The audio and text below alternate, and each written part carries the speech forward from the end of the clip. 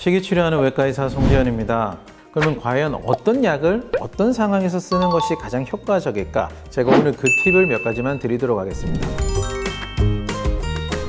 첫 번째 얘기했던 펜터미는 약은 가장 식욕 억제 효과는 너무 좋거든요.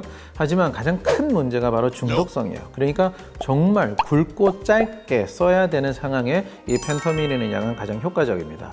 저는 어떤 분들한테 권해드리냐면 이 다이어트를 할 때 꼭 생리때가 다가오면 이 단 것에 대한 욕망이 주체할 수가 없어서 늘 실패하는 분들이 분명히 있습니다.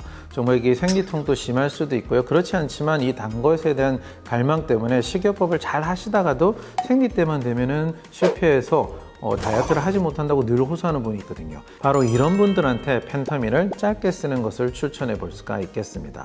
물론 용량을 조절하는 건 좋겠지만 이 폭풍처럼 다가오는 식탐을 잠시 잠재워 줄 수 있고 생리기간이 지나가고 난 다음에는 약을 다시 끊어서 쓰지 않아도 되니까 그런 분들한테 가장 잘 활용할 수는 있습니다.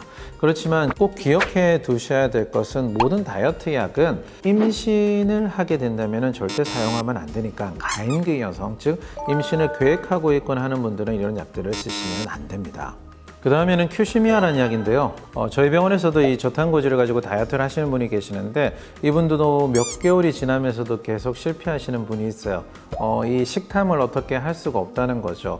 자, 어쨌든 이 저탄고지를 하게 되면은 이 지방이 사실은 천연 식욕 억제제의 역할을 해주거든요. 그래서 지방을 충분하게 잘 먹을 때는 이 식욕이 억제되면서 저탄고지를 잘 해서 다이어트에 성공하실 수 있는데 처음부터 지방을 잘 못 먹던 분들은 탄수화물을 줄이는 저탄은 잘 하시지만 이 지방을 늘려가는 고지를 잘 못하시는 경우가 있어요. 그 기간 동안에는 이 탄수화물도 좀 적고 지방도 많지 않은 상황에서 단 것에 대한 음식 또는 다른 음식에 대한 식탐이 계속 발생하는 분들이 있습니다. 그래서 계속 실패하시는 분들이 있죠. 그런 분들한테는 조금 더 꾸준하게 약을 쓰면서 식탐을 좀 잠재워 주면 효과가 될 수 있는데 바로 그때 큐시미아라는 약을 써보면 좋을 것 같습니다. 자, 세 번째, 싹센다라는 주사는 그러면 언제 쓰면 가장 도움이 될까?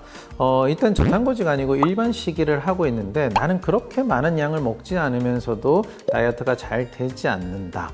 이런 분들한테 써볼 수 있는 약이라고 보시면 되겠습니다. 또는 저탄고지를 하시는 분들 중에서도 단 것에 대한 욕구를 잘 끊지 못하는 분들이 있어요. 탄수화물 자체는 많이 먹진 않지만 간식거리라든지 단 것을 계속 먹게 되죠. 그래서 계속 다이어트를 실패하는 분들이 있는데 이분들한테도 이 싹센다는 주사를 같이 병용해 본다면 식욕도 조금 억제되면서 빨리 올라가는 당을 떨어뜨려 주기 때문에 다이어트 효과를 좀 더 볼 수 있다고 생각합니다.